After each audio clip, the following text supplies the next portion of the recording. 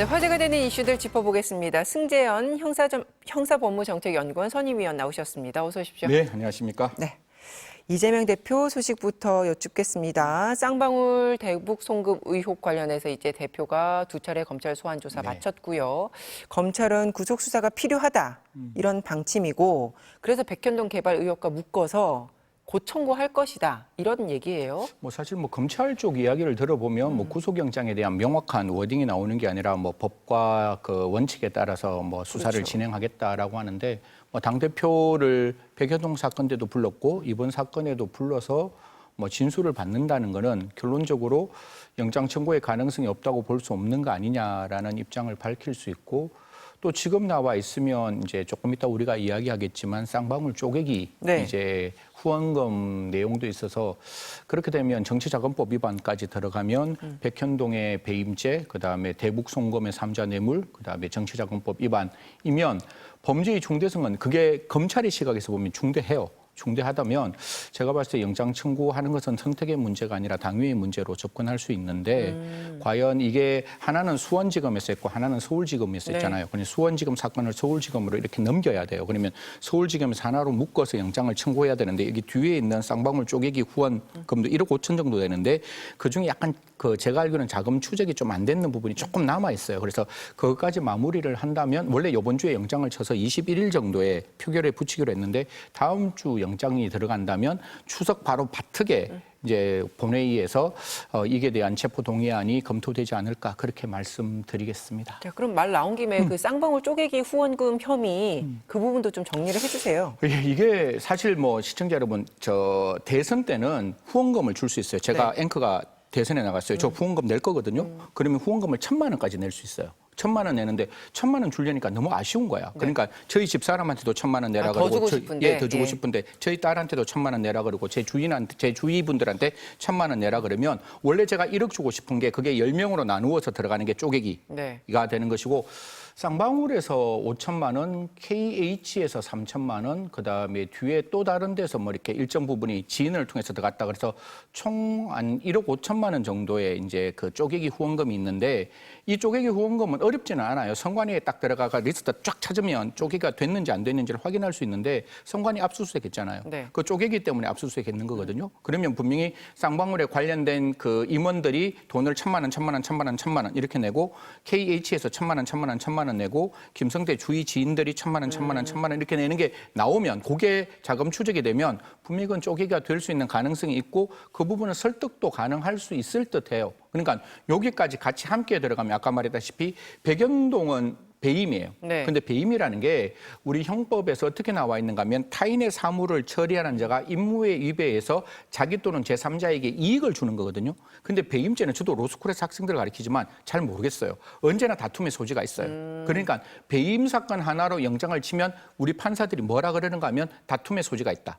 방어권이 필요하다. 방어권 보장이 필요하다. 이래서 영장이 기각되는 경우가 있어요. 그런데 두 번째 쌍방울 송금은 여기서 문제가 되는 게 자꾸 이렇게 물적 증거가 있느냐 없느냐의 문제가 아니라 이건 그러니까 법리적으로 말씀드리는 겁니다. 제가 돈을 전달하는 사람이에요. 돈을 받는 사람이에요. 제가 모든 기록을 받았을 때 모든 기록을 볼 때 돈을 받은 사람이 돈을 받았다라고 자백하는 경우는 없어요. 그러니까 돈 받은 사람은 돈을 안 받았다 그래요. 그러면 이 재판에서 누구의 진술이 가장 중요한가 하면 돈을 줬다는 사람의 진술이 중요한 거예요. 근데 돈을 줬다는 사람의 김성태가 있잖아요. 그리고 이화영이 있잖아요. 그 사람들이 진술이 어떠냐에 따라서 이재명 당대표가 안 받았다 할지라도 그 사람의 진술에 신빙성이 있으면 이거 판례의 법리입니다. 제가 그 사건을 이렇게 덮어 씌우는 게 아니라 판례가 그러니까 그 사람이 진술이 명확하면 그 부분에 따라서 유죄의 증거가 나올 수 있고 물증이 없어도? 예, 물증이 없어도 진술이 있으면 그래서 나중에 조금 이따 왜 영장 청구를 하게 되는 이유를 제가 설명드릴 건데 그 진술이 신빙성이 있으면 이화영 진술이 자꾸 왔다 갔다 하잖아요. 근데 김성태 진술은 일관적이에요. 그러니까 거기에 따라서 영장을 청구했을 때 분명히 범죄의 소명이 가능할 수 있는 부분이 있는 것이고 후원금 쪼개기는 그 선관위의 어떤 그 기록에 따라서 확인될 수 있는 거니까 그런 부분에 따라서 아마 영장을 청구하지 않을까 그렇게 말씀드립니다. 그 후원금 쪼개기는 아까 그럼 말씀하셨을 때 리스트를 뽑아보면 다 안다고 하는 건데 사실은 이게 그러니까 의혹은 있을 수 있어도 이거를 사실은 내가 주는 건데 쪼갰다 이렇게 의혹은 있을 수 있어도 이걸 어떻게 입증을 합니까? 뭐 예를 들어가 임원들 제 주위에 있는 사람들이잖아요. 그게 예를 들어서 정말로 후원금이 등하면 저와 관계없는 김모 씨, 저와 관계없는 이모 씨가 이렇게 등하는데 제 주위에 있는 10명이 전부 다 제가 다 아는 사람이야. 근데 다 후원하고 싶었다. 뭐 그거야 이제 입증의 문제가 되는 거겠죠. 그런데 보통 그렇게 가는 거는 쪼개기라고 볼 수 있는 가능성이 분명히 있을 수 있는 거죠. 그러니까 그 사람들이 전부 다 똑같은 생각에 똑같은 마음으로 똑같은 후원금을 냈다라고 보기에는 그 부분에 대해서는 뭐 검사와 이제 법원이 판단할 거니까 뭐 그걸 굳이 우리가 맞다 안 맞다라고 이야기하기는 좀 그런 것 같습니다. 알겠습니다. 다만 그 부분을 아마 들여다보고 있는 게 아닌가 그렇게 말씀드리겠습니다. 네, 그 영장을 청구하는 그 부분요. 검찰이 이제 지난 2월에 이재명 대표의 구속영장을 청구할 때도 구속이 필요하다는 이유를 20쪽 정도를 할애해서 역설을 했었는데 이번에도 반드시 이제 구속을 해서 수사를 해야 되겠다라고 하는 그 이유를 뭐라고 꼽고 있습니까? 이것도 뭐 제가 뭐 검찰에 뭐 직접 내면을 들어가서 기록을 보지 못해서 네. 뭐 이 말이 틀릴 수도 있는데 그냥 지금까지 제가 과문하게 한 20년 정도 이렇게 구속영장 청구하는 걸 봐왔잖아요. 네. 그럼 구속영장 청구는 우리는 법실정주의자잖아요. 그러면 조문을 딱 보면 조문이 두 가지가 필요해요. 이재명 대표가 거주가 불안전하나 그러니까 주거가 뭐 일정하지 않다 이건 아니잖아요. 네. 그런데 이재명 대표가 도망갈 수 있느냐 이것도 아니잖아요. 대한민국 여당의 당대표가 도망간다 불가능하잖아요. 네. 그럼 딱 한 가지가 증거 인멸의 염려예요. 예. 증거 인멸의 염려가 어디서 나타나는가 하면 이런 거예요. 이 지금 검찰의 시각입니다. 검찰은 이화영 그 평화부지사가 왔다 갔다 하잖아요. 왔다 갔다 하는데 그냥 자기 생각을 가지고 이렇게 보고 이렇게 받는 게 아니라 주위 사람들이 쭉 움직이는 모습이 보여요. 부인도 움직이고 그다음에 여러 사람들이 가서 이렇게 이야기하는 그 이야기가 회유인지는 모르겠지만 그런 걸 통해서 이 진술이 바뀌기 시작하는 거예요. 그러니까 제일 처음에 A라고 말했다가 그래 내가 보고했다고 말했다가 갑자기 보고 안 했다고 말했다가 거기는 변호사진도 바뀌었다가 이러니까 네네. 검찰의 시각에서는 그게 증거 인멸의 염려 아니냐. 진술 증거도 증거거든요. 아까 제가 말씀드렸잖아요. 이화영의 진술이 증거예요. 그 증거가 왔다 갔다 하면 검찰의 시각에서는 야 이거 증거 인멸의 염려, 증거 인멸을 할 필요도 없어요. 염려가 있으면 영장 청구가 가능한 거거든요. 그러니까 검찰의 입장에서는 영장 청구가 가능하다라고 보는 가장 중요한 단초가 될 수 있을 것이고 두 번째는 이거는 그냥 검찰의 시각이니까 또 말씀을 한번 드려보면 네. 지금 이제 이재명 당대표가 법정에 나와서 우리 한 9시간 저 조사를 받았는데 첫날에 있는 거는 그 피신조서에 서명 날인 안 했잖아요. 네. 그래서 그게 아마 7시간, 8시간이 날아갔을 거예요. 그러니까 아예 그런 조사를 안 했는 게 되는 거예요. 그러니까 검찰의 시각에서는 저렇게 불구속 재판하면 언제 나올지 어떻게 될지 수사도 지연될 것이고 재판도 지연된다. 그런 그러면 것도 다 이제 구속의 필요성에 신속한 근거로 재판, 낸다는 거죠. 그렇게 이제 판단을 하는 거죠. 그런 어떤 개념 속에서 논의가 될 수 있는 게 아니냐. 뒤에 있는 부분은 염려의 문제, 재판의 지연의 염려의 문제고 앞에는 증거 인멸의 염려는 분명히 이화영 그 부지사에 대한 진술이 번복되는 게 석연치 않는 번복이었기 때문에 증거 인멸의 염려의 시도가 있었고 아마 법무부나 검찰의 입장에서는 명확한 사법 방해라고 바라보는 듯한 그런 어떤 모습들이 보입니다. 아까도 그 영장 청구 시점에 대해서 18일에 영장이 나오고 네. 그리고 결국에는 25일 25일. 정도에 예. 표결을 할 것이다. 네. 이렇게 지금 이게 뭐 정치권의 저도 관측들인데 제 개인적인 생각도 그렇게 위원님도 할 수밖에 그렇게 없는 게 보세요? 네. 아니 이 성남 사건 제가 다 이렇게 기록을 못 보잖아요. 이 기록이 확 넘어오면 제가 중앙지검의 부장이면 그 기록을 읽어야 될 거 아니에요. 네. 읽고 만약에 재판장이면 제가 영장실질심사에 들어가는 제가 검사면 그거를 브리핑해야 될 거 아니에요. 그래서 범죄를 소명하려면 그 기록을 모르면 소명이 안 되잖아요. 특히 그 법조인들 입장에서는 기록 보지 않는 사람은 절대로 재판에 이길 수 없다는 격언이 있기 때문에 기록을 보고 들어가려면 실질적으로 그런 어떤 시간적 여유가 필요하다라는 게 첫 번째, 물리적 시간이 필요하다는 게 첫 번째고 네. 만약에 그 쌍방울 쪼개기가 도르면 쪼개기 뒤에 있는 그 계좌가 나름대로 추적이 조금 더 돼야 될 것 같아요. 그게 되면 영장 청구하는데 훨씬 더 검찰의 입장에서는 자기가 갖고 있는 어떤 중요한 증거가 되니까 그런 걸 합쳐서 영장을 청구하지 않을까. 이게 네. 대한민국 여당의 당대표에 대한 영장 청구잖아요. 이게 그렇죠. 절대로 검찰의 입장에서는 대략 할 수 없는 영장이에요. 예. 촘촘하고 꼼꼼하고 완벽해야 그 영장을 청구할 수 있는 거지. 그게 조금이라도 불편하고 어색하고 텀이 있는데 영장을 청구한다? 그거는 진짜 이렇게 폭탄을 치고 화약으로 뛰어들어가는 모습이라서 검찰도 신중하게 할 겁니다. 그리고 이재명 당대표의 건강도 분명히 고려할 거고. 예. 네. 이 백현동 개발 비리 의혹과 관련해서 어제 이 백현동 로비스트라고 네네. 알려진 김인섭 전 대표 재판이 있었지 않습니까? 네네. 이재명 대표가 성남시장 시절에 정진상 전 실장이 백현동 사업에 직접 개입을 했다는 취지의 이제 증언이 처음으로 나왔어요.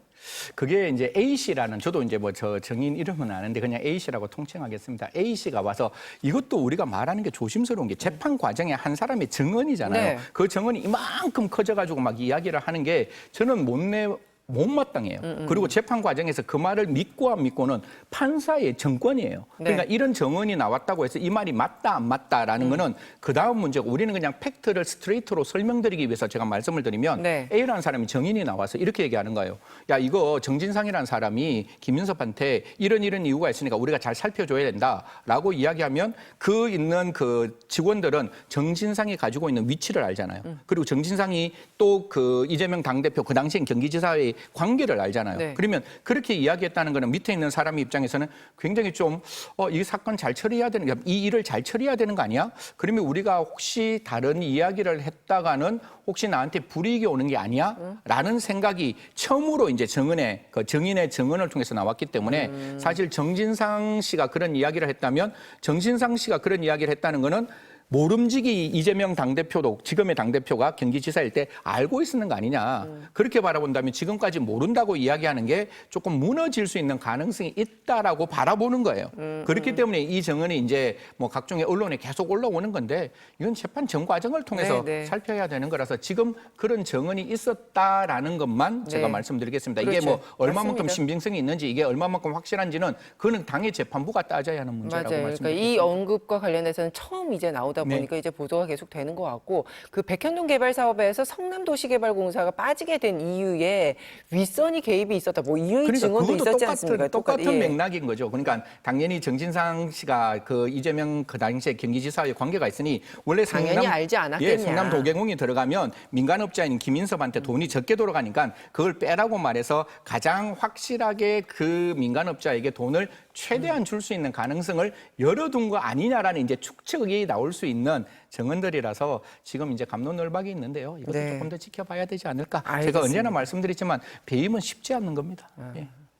다음 주제를 좀 얘기를 해보면 신앙님 김한배 씨의 녹음 파일 보도와 관련해서 이제 검찰이 오늘 아침에 언론사 압수수색에 들어갔고요. 관련 기자들의 자택도 이제 압수수색을 했다고 하는데 이 녹음 파일 보도를 두고 허위 인터뷰로 윤석열 후보를 불리하게 하려고 했다는 의도가 있다.